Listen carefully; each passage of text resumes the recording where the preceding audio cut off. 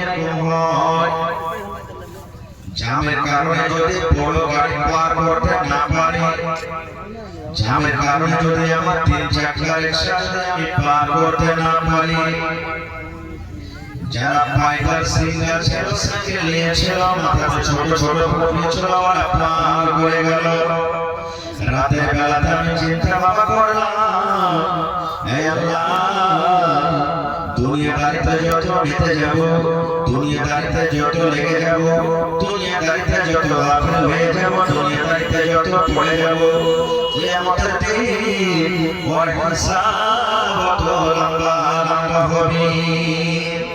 দুনিয়ার বোঝা মাথাতে যত আসবে হিসাবটা আমাদের দিন লম্বা হয়ে যাবে। যেমন কালকে আমি দেখলাম যে যত বড় বড় গাড়ি এই পেরিয়ে দিয়ে পার করতে পারে না, পেরিয়ে দিয়ে পার করতে পারে না। এই মতো আমাদের দিন দুনিয়াতে যার পাপ বেশি হবে, দুনিয়াতে যার গুনাহ বেশি হবে, দুনিয়ার মায়া মহব্বতে পড়ে যাবে, যে আমাদের দিন ওর জন্য জান্নাত যাওয়া কঠিন হয়ে যাবে। এই জন্য আমি কালকে থেকে নামাজ ধরে নিয়েছি যে দুনিয়ার মায়াতে আমি আর পড়তে যাব না। আজকে জালসা চলতে এসেছে হইতে পারে আল্লাহ তাবারক ওয়া তাআলা এরকমই বিভিন্ন রকম ওয়ালার থেকে শুনতে না শুনতে পারে কার কথা আপনার জীবনে দিয়ে বেড়ে যাবে আল্লাহ কেউ জানে না। ভাই মুসলমান, আর একটা বই আছে না যারা পড়ালেখা মশলা জানছে, একটা বই ওয়াজিব বই, ওতে একটা ঘটনা লিখছে কি বাদশা হিন্দুদ্দিন প্রত্যেক দিন জোহরের নামাজের পর ওর একটা বাগান ছিল, খুব ভালো বড় বাগান। ওই বাগানটাতে জোহরের নামাজ পড়ে খানা পিনা খেয়ে কাইলুলা করতেন। এটা নবীর সুন্নাহ, নবীর তরিকা। জোহরের নামাজের পর খানা পিনা যে আমরা খাচ্ছি, তো জোহরের নামাজ পড়ে নবীজি কাইলুলা করতেন। আধ ঘন্টা হয়, 10 মিনিট হয়, 15 মিনিট হয়, 5 মিনিট হয়, একটু সুস্থ একে কাইলুলা বলা। কাইলুলা জানছেন বাদশাহের বিছানা তো আসা এত বুদ্ধি মনে হয় বসে তো আধার ধামে যেমন স্পঞ্জ তোলা হয় ওরকম করে চলে গেল, এরকম বুদ্ধি বিছানা। তো যে চাকরকে দাসী বিছানা হয়তো প্রত্যেক দিন যায় যায় একটা বিছানা থাকে, বাদশা বিছানা টিকতো কত নরম বিছানা রে, কত নরম বিছানা ঠিক, কত নরম বিছানা একটু শুনতে পাইতো। এই দুই চাকরি করতে করতে একদিন বলছে রাজা আপনি দেরি আছে, খানা পিনা খাইবে তারপরে আসবে, আমি একটু তাড়াতাড়ি দুই চার 10 মিনিট শুয়ে দেখে তো কেমন লাগছে। জীবনে চাকরি বিছানাতে একদিন শুতে পাইনি, খাসনা মানুষ সালাম কাজ করা সারা দিনে যেমন রাজা বিছানা শুয়েছে চোখ বন্ধ হয়ে গেছে, চলে এসেছে। রাজা বিছানা পর গিয়ে দেখছে তো আল্লাহ ওর বিছানায় চাকর শুতে আছে। রাজা মন খারাপ, হ্যাঁ তুই এত বালতালি ক্লাসে, আমি একটা রাজা আর আমার বিছানায় তুই শুতে আছিস, এত বড় সাহস। আর একটা দাসী বলে চাবুক নিয়ে এবার চাবুক নিয়ে এসেছে, আর দাসীটাকে তো নিয়ে পাঠিয়ে ওরে সুবহানাল্লাহ। ঘুমের হালাতে রাজা কি করলেন, 2-4 চাবুক তাকে লাগিয়ে দিলেন, 2-4 বাড়ি তাকে লাগিয়ে দিলেন। যেমন তার গায়ে চাবুক লাগা উঠতে বিছানা থেকে উঠে বসে গেছে, কি আমাকে মারলো, কি মারলো, দেখছে মহারাজ আমার রাজা 2-4 বাড়ি তাকে মেরে দিলেন। এবার যেমন মারা ওই দাসীর চোখে পানি না ঝরে, সে খেল খেল খেল খেল খেল খেল করে হাসতে শুরু করে দিল। রাজা ওকে মারছে তো মুখে হাসি না এলো, মানে কাঁদে কি মুখে চালাতে কষ্ট চালাতে চাবুকে হাসতে শুরু করে দিলেন। রাজা চাবুক বন্ধ করে দিলেন। মহারাজের কাছে বলছে, রে আল্লাহর বান্দি তোমাকে কি ব্যথা হয় রে আল্লাহর বান্দি? বলছে মহারাজ ব্যথা হয়, তবে তুমি আমার চাবুক আঘাত খাই, তুমি আমার চাবি খাই, তুমি আমার লাঠি খাই, তুমি হাসছো কাঁদো না কেন, কারণটা কি? এবার দাসী বলছেন মহারাজ কেন আপনি আমাকে মারলেন? বলছে তুমি আমার বিছানায় ঘুমাচ্ছ এর জন্য আমি তোমাকে মারলাম। বলছেন মহারাজ কতক্ষণ আপনার বিছানায় ঘুমালাম? বলছে মোটামুটি 10 থেকে 15 মিনিট। বলছেন মহারাজ কত চাবুক আমাকে আপনি মারলেন? বলছে 8 থেকে 10 বারে তোমাকে মারলাম, চাবুক মারলাম। এবারে দাসী বলছেন মহারাজ আপনার বিছানাটা এত পিয়ারা, আপনার বিছানাটা এত ভালো, আমি 10 থেকে 15 মিনিট আপনার বিছানাতে আরাম করলাম। এই বিছানাতে আরাম করার কারণে যদি আমাকে 8 টাকা প্রস্রাব খেতে হয় তাহলে মহারাজ আপনি বলেন প্রত্যেক জোহরের নামাজের পর থেকে নিয়ে আসরের আজান পর্যন্ত এই বিছানাতে আপনি ঘুমান আমার টাইম হিসাবে চাবুক হিসাবে আপনি হিসাব করে রাখেন কিয়ামতের দিন আল্লাহ রাব্বুল আলামিন কত চাবুক আপনাকে মারবে কত চাবুক আপনাকে খেতে দেবে এজন্য আমি হাসছি যে আল্লাহ আমাকে এত বুদ্ধি ছেড়ে দেয়নি আমি খুব আরামে আছি যেমন কথাটা বলো আল্লাহ বাদশার হাত থেকে চাবুক পড়ে গেল বাবা চিন্তা করতে লাগলো আমার এই কথাটা শুনি এবার একটা উজিরকে ডাকতে বলছে এই উজির এই দাসীকে তুমি আজাদ করে দাও আমার বাড়িতে আর দাসী হিসাবে থাকবে না আমার বাড়িতে আমার বেটি হিসাবে থাকবে আমার বাড়িতে আমার বোন হিসাবে থাকবে একে আর কোনো কামে কাজে তুমি লাগাইও না এই উজির যত বেতন কাম কাজ করা দাসী হিসাবে আমার বাড়িতে পেতে ওর বেতনটাকে তুমি ডাবল করে দাও আর ওই ইচ্ছা যদি আমার চাই আমার বাড়িতে কাজ করবে থাকবে আর যদি ইচ্ছা লাগে বাড়িতে চলে যাবে ওর মাসে মাসে আমি বেতনটা চালু করে দিলাম ঘটনা কি বললাম এই জন্য বললাম আজকে যত লোক আপনার এসেছে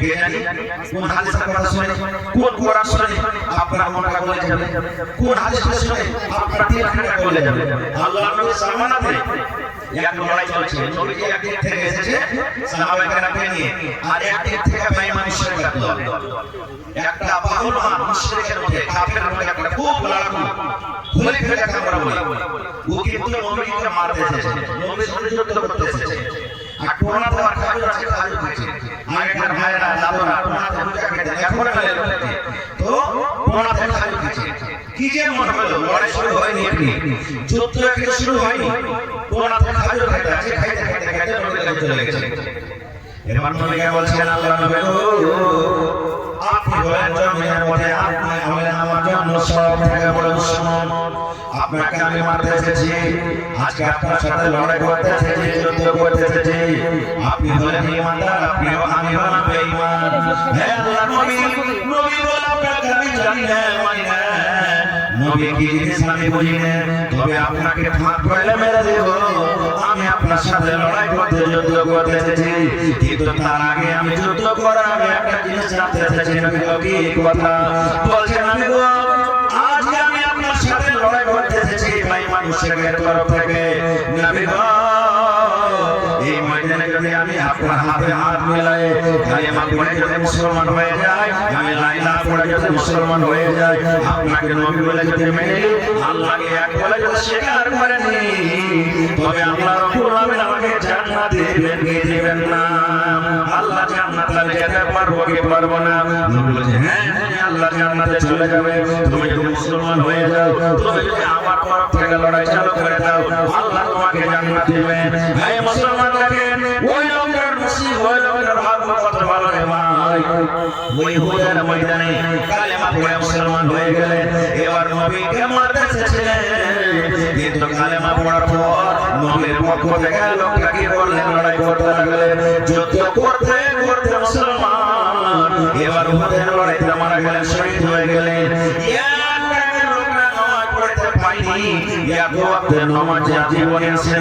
মুসলমান হওয়া পরে এখন নামাজের টাইম আসেনি লড়াই করতে করতে যুদ্ধ করতে করতে শহীদ হয়ে গেলেন দুনিয়া ছেড়ে চলে গেলেন নবী বলেছেন ওই লোকটা আল্লাহর জান্নাতে যাবে নারে তাকবীর দেখেন ভাই মুসলমান এই দেখেন আল্লাহ তাবারক ওয়া তাআলা তার দিল থেকে বলে এরকম একটা ঘটনা আছে আপনারা সবাই জানেন হযরত ওমর রাদিয়াল্লাহু তাআলা ওমর ফারুক রাদিয়াল্লাহু তাআলা নবীকে মারার জন্য বাড়ি থেকে তলোয়ার নিয়ে চলে গেলেন এই নবীকে মেরে ফেলে দিয়েছে খুবই নবীকে শেষ করে দিল আজকে এই মুহাম্মদ ছেলেটার জন্য এত মানুষ পরিশ্রম আছে কষ্ট পাচ্ছে এই মুহাম্মদ ছেলেটাকে মারবো না তাকে মাসলা বাজিয়ে মাসলা এবার হযরত ওমর রাদিয়াল্লাহু তাআলা নিজের বোন ফাতেমা রাদিয়াল্লাহু তাআলা নিজের বোন আর হযরত ওমর বলেন আমার বোন কুলাবা বলে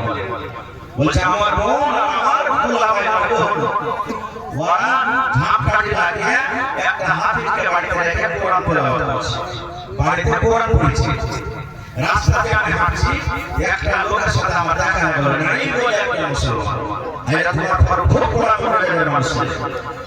এবার তখন ওর তালোয়ার দেখে ওই মুসলমানটা জিজ্ঞাসা করছেন রাস্তাতে যে এ ওমর তুমি কোথায় যাবে, তালোয়ার নিয়ে খুব একবার সরসর করে হাঁট ছড়ায় হাতে মনে হয়। বলছে আমি তোমার মুহাম্মদকে মারতে যাচ্ছি, আমি তোমার নবীকে মারতে যাচ্ছি। তখন বলছেন কি জানেন, আমার নবীকে মারার আগে একটা কথা বলবো। বলছে কি, বলে তোমার নবীকে গ্রহণ খবর লাগাবে। আরে তোমার ওই মুসলমানের কাছে তোমার কোন মুসলমানের কাছে বলে ওদের তো খবর নাও, নবীকে মারে মারিও। বর্তমানে নেজে করে লাগবে চেরা তালে আধেরা, আমি যাব নবীকে মারতে আর ওই সাথে কালেমা পড়ে আমার বহির গ্রহণ মুসলমান হয়েছে না বলে আর এই ওষুধ দিয়ে রাখে, হাঁটতে হাঁটতে চলে গেলেন। আরে তোমার রাদিয়াল্লাহু তাআলা দুয়ারে খড় হয়ে গেলেন, দেখছে ঝাপকাঠি আর কোনো কিছু লাগা আছে, কিন্তু ভাইরে ঘরের ভেতর থেকে গুনগুন গুনগুন গুনগুন গুনগুন করে আওয়াজ আসছে। কোরআন মাঝে পড়ছে গুনগুন গুনগুন করে আওয়াজ আসছে। এবারে মুসলমান ভাইরা তোমার রাদিয়াল্লাহু তাআলা দরজাকে খুলে ভেতরে ঢুকে গেলেন। তাদেরকে দেখে যে আপনি যে কোরআন তেলাওয়াত করছো, ভয় সাইড হয়ে গেলেন। এবার তোমার রাদিয়াল্লাহু তাআলা নিজের বোনকে মারতে শুরু করে দিলেন, বোনকে মারতে শুরু করে দিলেন, তোলাকে মারতে শুরু করে দিলেন। তোরা বেদিন হয়ে গেছিস, তোরা বেদিন হয়ে গেছিস, বাপ দাদা ধর্মকে ছেড়ে দিয়েছিস, তোরা কিনে কোরআন পড়ছিস। মারতে মারতে উল্টা তালোয়ার মারি মারতে মারতে মারতে হয়তো তার তোলাকে মাথার ভয়ে রক্ত বের হয়ে গেছে, কপালে রক্ত বইতে লেগেছে। এবার রাজা তোমার বলেন, আমার বোন আমাকে বলছে হ্যাঁ ওমর, জীবনে কোনোদিন তোর চোখে চোখ মেলে কথা বলি রে ভাই, জীবনে তোর মান করেছে সম্মান করেছে। এই ওমর, যেই বাপের খুন তোর শরীরের ভিতরে আছে, ওই বাপের খুন আমার শরীরের ভিতরে আছে। যে বাপের হলে তুই বেটা, ওই বাপের আমি হলাম বেটি। এই ওমর, যদি মারতে মারতে মারতে মারতে আমাকে ফাতেমা মেরে শেষ করে দিস, আমার জীবনটা যদি শেষ হয়ে যায়, তবে আমি কালেমা পড়া আমি ছাড়বো না। ওমর কি করেছিস তুই, আমাকে মেরে হাতে থেকে ভাগে দিবি? শোন, যে বাপের বেটা তুই, ওই বাপের বেটি হলাম আমি। আমাকে মারতে মারতে যদি শেষ করে দিস, আমার জীবন চলে যাবে, কিন্তু আমি কালেমা পড়া বাদ দেব না। হযরত ওমর রাদিয়াল্লাহু তাআলা কথা শুনে বলছে, এত বড় সাহস পেয়েছে মালিক। আরে দাদা আমি ফাতেমা বেটে আমার সামনে চোখ উঠিয়ে দিয়ে মনে ভয়ে ভয়ে গল্প করতে পারিস না, আর আজ তুই আমার চোখে চোখে মিলিয়ে গল্প করছিস, উঠে গেলে এত বড় সাহস মালিক। বলছে কোরআন পড়েছি। দেখেন সুবহানাল্লাহ কি জিনিস করা। হযরত ওমর বলছে বইনে তালোয়ার ফেলে দাও রে বইনে, তালোয়ার ফেলে দাও। যে কথাটা তোরা পড়েছিলাম আমাকে একটু জানাবি না, শোনাবি না? আল্লাহ কিতাব কোরআনটাকে আমাকে শোনাবি না? বলছেন না, তোকে শোনাবো না। বলছে কেন শোনাবি না? বলে তুই এমন মুশরিক হয়ে আছিস, তুই নাপাক হয়েছিস। এই ভাই, তুই যে আল্লাহ কিতাব কোরআন শুনবি ভাই রে, প্রথমে তুই ওযু করে গোসল কর, আর গোসল করার পর তুই আমার কাছে বস, তখন আমি তোকে কোরআন মাঝে পড়িয়ে পড়িয়ে শোনাবো। প্রথমে তুই গোসল কর, তুই গোসল কর। এবার গোসল করে নিলেন, গোসল করার পর এবার বসে গেলেন, এবার তেলাওয়াত শুরু করে দিলেন। কোরআন পড়তে পড়তে যখন কোরআনের আয়াতে পৌঁছে গেলেন, ইন্নানি আনাল্লাহ লা ইলাহা ইল্লা আনা ফাবুদনি ওয়া আকিমিস সালাতা লিযিকরি। কোরআন যখন আয়াতটা পড়ে চলে গেলেন, এবার ওমর বলছেন বলে আর একবার আয়াতটা পড়লে হবে। আমার পড়তে লাগলেন ইন্নানি আনাল্লাহ লা ইলাহা ইল্লা আনা ফাবুদনি ওয়া আকিমিস সালাতা লিযিকরি। এবার ওমর বলছেন ভাই আর একবার আয়াতটা পড়, কত মজা লাগছে ভাই রে, শুনতে কত মজা লাগছে। এবার পড়তে লাগলেন, এই পড়ে পড়ে এবার বলছেন ভাই রে আর মারবো না রে ভাই, তোরাকে মারবো না, আর নবীকে মারবো না। যে নবীকে আমি মারতে এসেছিলাম, যে নবীকে আমি মারতে এসেছিলাম, আমার কাছে আমাকে ওই নবীর কাছে নিয়ে চল, আমি তার হাতে হাত মিলাই কালেমা পড়ে আমি মুসলমান হয়ে যাব। দেখেন মুসলমান হয়ে গেল। তো ভাই একটু অনেক ঘটনা আছে, আমি ঘটনা দিকে যাবো না ভাই, কথা লম্বা হয়ে যাবে। আমি আজকে আপনাদের সাথে জি মহিলা পেন্ডালে চাদর কেছে কিংবা যাচ্ছে মায়েরা আপনারা ওয়াজ শুনেন আর একটু মন ভরে ভরে চাঁদাও আপনাদের ইনশাআল্লাহ তাআলা। তো ভাই আজকে পাঁচটা সওয়াল করব ভাই আপনাকে, ইচ্ছা ছিল মেলে কথা বলবো আজকে আপনাদের সামনে, কিন্তু আমার পরে আরো বক্তা মন আছে তারাও শুনতে হবে পাঁচটা সওয়াল। আজকে পাঁচটা সওয়াল করব ভাই, বেশি সওয়াল করব না আপনারা, মাত্র পাঁচটা সওয়াল। আল্লাহ তাবারক ওয়া তাআলা কিয়ামতের দিন প্রত্যেক নিয়ামত সম্পর্কে আমাকে জিজ্ঞাসা করবে। আমি মাওলানা বলে ছোট হব না, হাজি বলে ছোট হব না, নামাজ পড়ছে বলে ছোট হব না, মুআজ্জিন করছে বলে ছোট হব না। প্রত্যেক মানুষকে আল্লাহ তাবারক ওয়া তাআলা পাঁচটা সওয়াল করবে। তখন ওই কিয়ামতের দিন, ওই কিয়ামতের দিন, ওই কিয়ামতের দিন যে কিয়ামতের স্মরণ করে মা আয়েশা রাদিয়াল্লাহু তাআলা না বাড়িতে কাঁদতেছিলেন। বলেন কেমন কথা কি বলেন না? একদিন মা আয়েশা রাদিয়াল্লাহু তাআলা না বাড়িতে বসে আছে, নবী কোথায় গেছেন দাওয়াত তাবলীগের কামে, বাড়িতে আসলেন তো চোখ দিয়ে পানি ঝরছে, কাঁদতে কাঁদতে মা আয়েশার চোখ লাল হয়ে গেছে। আপনি বলেন আপনি জালসা শেষে যদি বাড়িতে যান আর যদি দেখেন যে আপনার স্ত্রীটা কিংবা বেটি বসে বসে কাঁদছে, আপনি জিজ্ঞাসা করবেন না কি তোমার কেন কাঁদছে? জিজ্ঞাসা করবেন না? করবেন না? নবী বাড়িতে ঢুকলেন, মা আয়েশার চোখে পানি ঝরছে, মা আয়েশা কাঁদলেন। এবার নবী বললেন আয়েশা রে কি কারণে তুমি কাঁদছো রে? তুমি কাঁদার কারণটা কি? কি তোমার কষ্ট হয়েছে তুমি কাঁদো? তোমার পেটে ক্ষুধা লেগেছে, ভোগ লেগেছে এই জন্য কাঁদো, কিংবা কোন লোক তোমাকে খারাপ ভাষাতে গালি দিয়েছে, তোমাকে কষ্ট দিয়েছে এই জন্য তুমি কাঁদো? কি কারণে কাঁদো তুমি একটু আমাকে দয়া করে বলবে না? হ্যাঁ আমার এলাকার ভাইরা, বিভিন্ন রকম এলাকার মানুষ এসেছে, বালিঘাটের মানুষ এসেছে, সোনাপুরের মানুষ আছে, ফারিদের মানুষ আছে, কারাঙ্গের মানুষ আছে, ডোমিয়ার মানুষ আছে, লালবাড়ির মানুষ আছে, বিভিন্ন রকম জায়গার মানুষ আছে। হে আমার ভাইরা, নওজওয়ানরা শুনেন, মা আয়েশা কি বলেন? বলছেন নবী গো আমাকে ভোগ লাগিয়ে গেল নবীজি, আমার পেটে কোনো রকমের জ্বালা নেই, কোনো রকমের ক্ষুধা নাই। তবে নবী বললেন তোমাকে কি কোনো কষ্ট দিয়েছে? কেউ বলছেন না, আমাকে কেউ কষ্ট দেয়নি। এবার নবী বলছেন আয়েশা আমি কি জানতে পারি কেন তুমি কাঁদো একটা বলো তো? এবারে আয়েশা বলেন নবী গো এর জন্য কাঁদি নবী গো, আপনি যে আমাদেরকে ওয়াজ করেছেন, আপনি যে আমাদেরকে নসিহত করেছেন, আয়েশা রে জাহান্নামের এরকম আযাব হবে, জাহান্নামের এরকম আযাব হবে, জাহান্নামের কষ্ট কেউ সহ্য করতে পারবে না। আয়েশা রে তোলে জাহান্নাম আর উপরে হলো পুলসিরাত, যারা পুলসিরাত পার করে যাবে আয়েশা জান্নাতে চলে যাবে, আর যারা পুলসিরাত পার করতে পারবে না ওরা আল্লাহর জাহান্নামে চলে যাবে। নবী গো জাহান্নামের কথা মনে পড়ে গেছে, এইজন্য আমি নিজের কাঁদটাকে আমি থামতে পারি না। আল্লাহ কেমন করে জাহান্নামে আল্লাহ করব, আল্লাহ কেমন করে পুলসিরাত পার করব, এই ভাবা চিন্তা নিয়ে আমি কাঁদছি।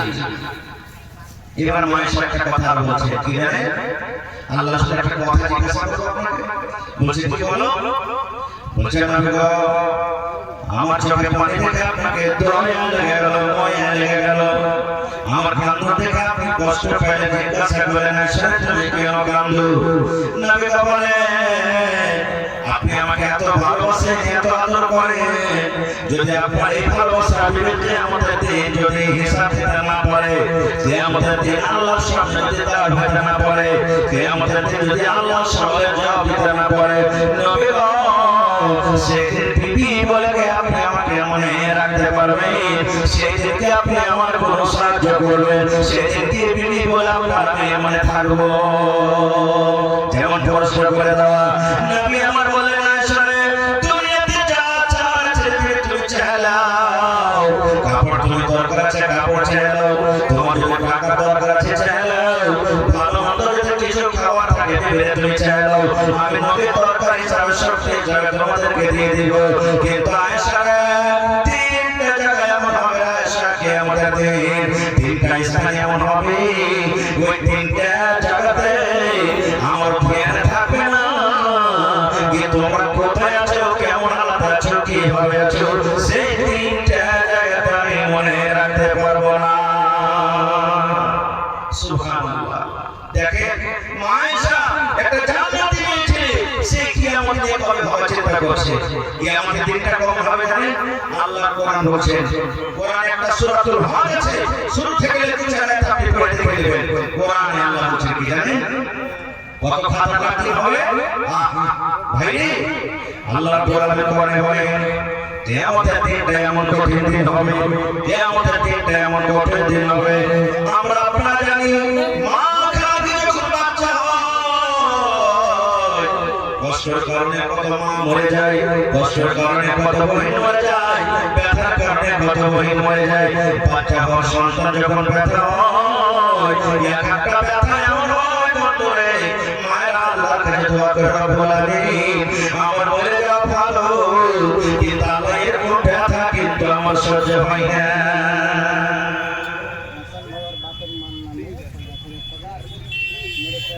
নুরে খায় 500 টাকা, হাসান ভাই মারতে লেখা বাস আপনার সবাই জবাব 5 টাকা 10 নেই ইনশাআল্লাহ। এ ভাই আমরা জানি মা খালা যখন বাচ্চা জন্ম হয় কত কষ্ট হয়, কত মাকে আপনি শুনেছেন হসপিটালে মারা গেছে, ডেলিভারি পেশেন্ট বাচ্চা হয়তো মারা গেছে, হাও মা করে চিৎকার করে, কিন্তু অন্তরে বাচ্চা হতে কত কষ্ট হয়। আল্লাহ নিজে কোরআনে বলে এর থেকে বেশি কষ্ট হয় না কিয়ামতের দিন, কিয়ামতের হালাত, কিয়ামতের অবস্থা কেমন শের হয়ে যাবে। আল্লাহ নিজে কোরআনে বলে বাচ্চা যে মহিলা পেটে জন্ম দেয়, বাচ্চা যে মহিলা পেটে থাকে, কিয়ামতের কঠিন ভয়ঙ্কর দিন দেখা পাইনি, কখন বাচ্চা খালাস হয়ে যাবে ওই মা জানতে পারবে না যে আমার পেটের সন্তান আছে কিংবা না। দুনিয়াতে বাচ্চা হওয়ার জন্য কষ্ট হয়, কিয়ামতের দিন থেকে বেশি কষ্ট হবে। এত কঠিন দিন ওই কিয়ামতের দিন, আহা আল্লাহ হিসাব করতে বসবে। কিসের হিসাব জানেন? কিসের হিসাব? আই দেখবেন যারা বিজনেস করে তার যত শেয়ার থাকে, কোম্পানি যারা কিনা বেচা করছে, মেলা ফ্যাক্টরি করে, কোম্পানি কম বেশি করে ওজন করে দেয়, কিন্তু ভাই আল্লাহ তারা যদি কোনো শেয়ার হবে না, আর আল্লাহ রাব্বুল আলামিন কোনো বড় ফয়সালা করবেন না। আমি বল করেছি, আমি 1000 টাকা ঘুষ দিয়ে দিলাম, 5000 টাকা দিয়ে দিলাম, আমার বেটা ভুল করেছে, হাজি সাহেব আমি একটা লোক, আমার বেটা ভুল করেছে, 5000 2000 আমি ঘুষ দিয়ে দিলাম, আমার পক্ষে বিচারে চলে গেল। কিন্তু ভাইরা আল্লাহ রাব্বুল আলামিন বিচার করতে বসবে, কোন মানুষ সেদিন ঘুষ দেবে না, কোন মানুষ ঘুষ দিতে পারবে না, সেদিন আল্লাহর সামনে কেউ বলতে পারবে না, আল্লাহকে কোনো কথা বলতে পারবে না। ওই দিন নবী বলেছেন লা তাসুরু কাদমাবনি আদম হাত্তা ইসলাম খামস। আল্লাহ নবী বলেছেন কিয়ামতের দিন আল্লাহ রাব্বুল আলামিনের সামনে বান্দা দাঁড়িয়ে যাবে, বেটা ছেলে দাঁড়াবে, বেটি ছেলে দাঁড়াবে, মায়ের লোক দাঁড়াবে, মদ লোক দাঁড়াবে। আল্লাহ নবী বলেছেন 5টা সওয়াল আল্লাহ রাব্বুল আলামিন আজকে জিজ্ঞাসা করবেন বান্দারে, 5টা তোমাকে সওয়াল করবে বান্দা, যদি আজকে তুমি 5টা সওয়ালের জবাব দিতে পারো, আমি আল্লাহ রাব্বুল আলামিন তোমাকে জান্নাত দান করে দেব। কয়টা সওয়াল? কয়টা সওয়াল হবে ভাই? জোরে বলে কয়টা সওয়াল হবে? এই হাদিসে 5টা কথা আছে। আজকাল ছোট ছোট করে একটু জিজ্ঞাসা হয়, আপনারা কিন্তু উত্তরটা একটু হাই কিংবা নাই দিবেন। আপনারা মনে করেন আজকে কিয়ামতের মাঠ, বুঝার জন্য বলছি, মনে করেন আজকে কিয়ামতের মাঠ, হিসাব চালু হয়ে গেছে, বুঝার জন্য বলছি আপনাকে। 5টা সওয়াল করব, দেখি কত বড় কাজকে পাস করতে পারছে। যদি পাস করেন তাহলে আলহামদুলিল্লাহ, না যদি পারেন তাহলে কিন্তু তাকে করতে হবে। আল্লাহ রাসূল বলেন আল্লাহ রাব্বুল আলামিন কাঠ ঘর তৈরি করবেন। আমরা আপনারা জানি যখন মসজিদকে আদালতে দাঁড় করিয়ে দেওয়া হয়, ওদের একটা কাঠ ঘর থাকে, বক্স থাকে, ওখানে তাকে সহযোগ করা হয়। নবী বলেছেন আল্লাহ রাব্বুল আলামিন 5টা সওয়াল করবে মানুষকে, কিয়ামতের দিন 5টা সওয়াল করবে, যতক্ষণ পর্যন্ত 5টা সওয়ালের মধ্যে সব নিতে পারবে ভাই, এক কদম আগে বাড়তে পারবে না, এক কদম পিছু হটতে পারবে না, এক কদম ডাইনে যেতে পারবে না, এক কদম বাঁয়ে হাঁটতে পারবে না।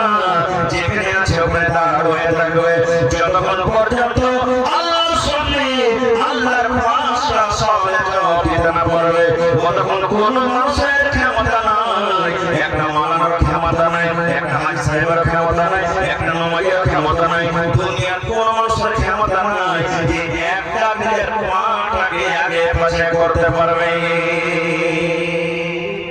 কত কঠিন হতে পারে বুঝে ওখানে কোনো বন্ধু হবে না, ওখানে কোনো দোস্ত হবে না। আজকে যদি কোনো লড়কাকে দেখতে আসে, কোনো লড়কিকে দেখতে আসে, কি বলবে? কোনো দুয়াশরা যদি জিজ্ঞাসা করে তো সাইড থেকে বলবে এটা বলে কি, এটা বলে হে, এটা কহানা হে। ঠিক ঠিক ভাই দেখেন নামাজ তো শুরু হয়ে গেছে। আমি তো তিনটা পয়েন্ট বলবো আপনাদের সামনে। কিয়ামতের দিন আল্লাহ পাঁচটা সওয়াল করবে। প্রথম সওয়াল তাইয়ে দেখেন আপনারা, প্রথম এটা সওয়াল হবে কি সওয়াল? আল্লাহ রাব্বুল আলামিন বান্দাকে বলবেন এক নম্বর সওয়াল পাঁচটার মধ্যে আন উমরিহি ফিমা আফনাহু। পুরি সুবহানাল্লাহ। আল্লাহ রাব্বুল আলামিন মানুষকে বলবেন বান্দারে আন উমরিহি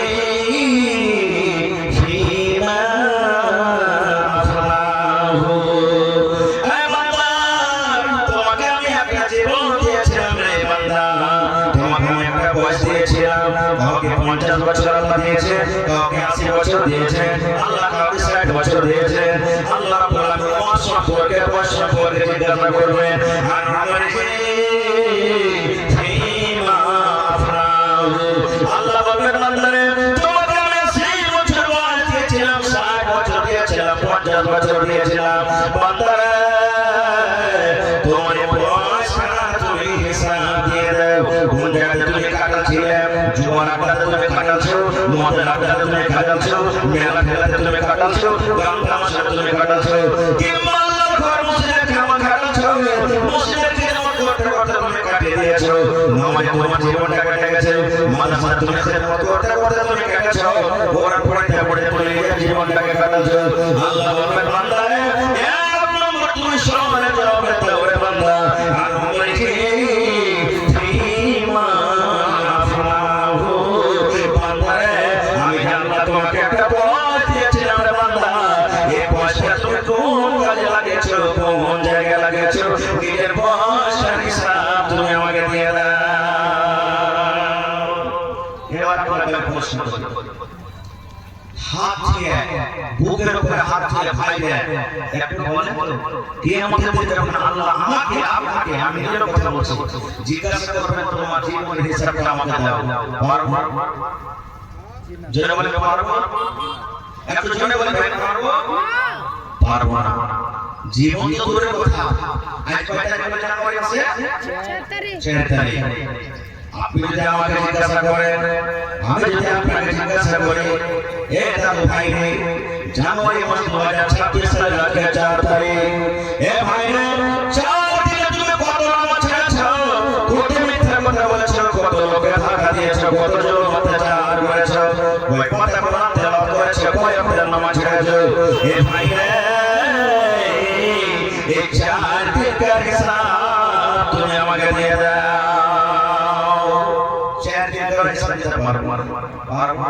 যখন 4 দিনের পর জীবনে কেমন পারবো না? এক বুড়া 80 বছর বয়স হঠাৎ করে শ্বাসের প্রবলেম হয়েছে, শ্বাস নিতে প্রবলেম হয়েছে, তাড়াতাড়ি করে ছেলেকে হসপিটালে নিয়ে গেছে। হসপিটালে যাওয়ার পর 12 ঘন্টা থাকলেন। আলহামদুলিল্লাহ ভালো আছে, মাশাআল্লাহ।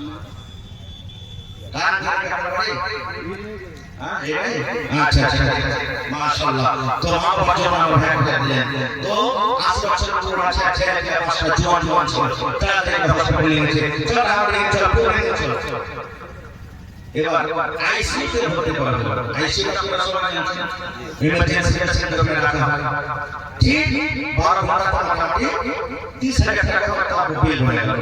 লোকটা কিন্তু ভালো হয়ে গেছে। ডাক্তার সাহেব হিসাবে বলছেন যে বাপজি আপনি ভালো হয়েছে, আপনার 30,000 টাকা বিল হয়েছে, আপনি চলে যান। যেমন কথাটা শুনলাম, বুড়ার চোখে ঝরঝর ঝরঝর ঝরঝর ঝরঝর করে পানি ঝরতে লাগলো। বুড়াটা কাঁদতে লাগলেন। ডাক্তার বলছেন বাপজিকে ব্যাপারটা আপনি কি গরিব মানুষ, বিল কি ভালো হয়ে গেছে, এই জন্য আপনি দিতে পারবেন না বলে কাঁদছেন। কিন্তু বাপজি বুড়া মানুষ কিছু বলে না, কাঁদতে চলে যায়। এবার ডাক্তার বলছেন বাপজি 30,000 টাকা দিয়ে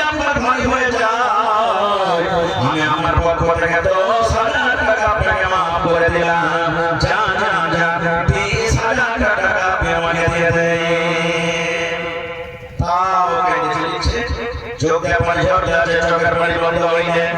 ডাক্তার বলছে বাজি আরো কি ভারী হয়েছে নাকি?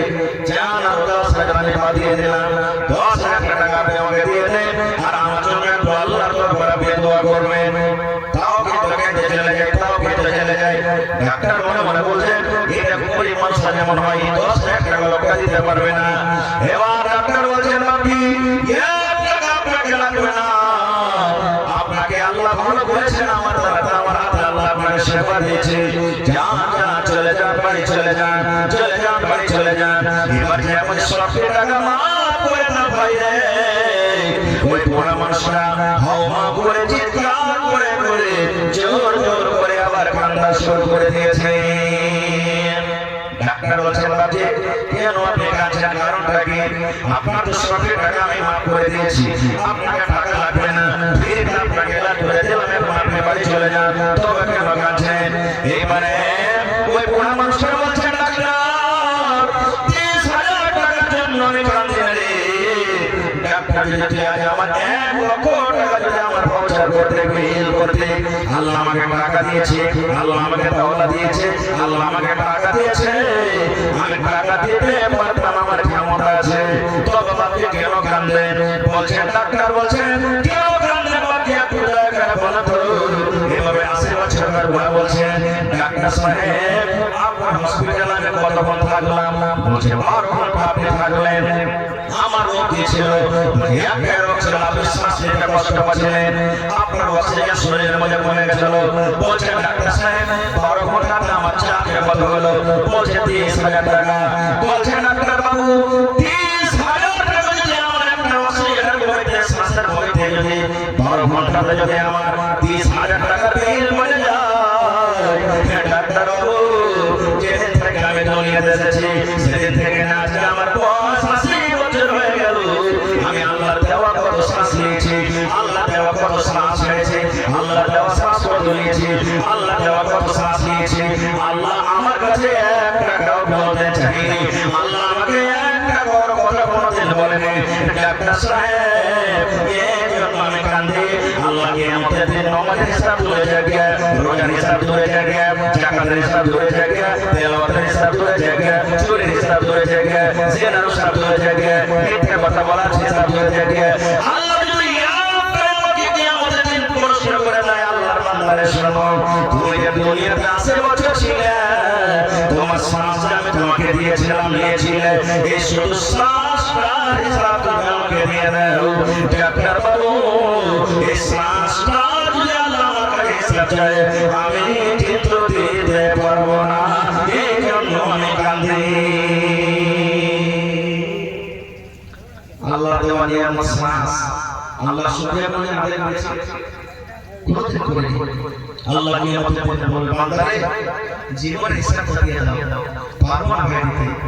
এবারে আমার জীবন হিসাব ফেল, 4টার মধ্যে একটাতে ফেল, 5টার মধ্যে একটাতে ফেল, 5 মাস 4টে, 3 নম্বরে আল্লাহ প্রশ্ন করবে বান্দারে তুমি যখন নিজের জীবন হিসাব দিতে পারলে না রে বান্দা, আল্লাহ 3 নম্বরে বলবেন আশরাবা বিহি ফিমা আল্লাহু।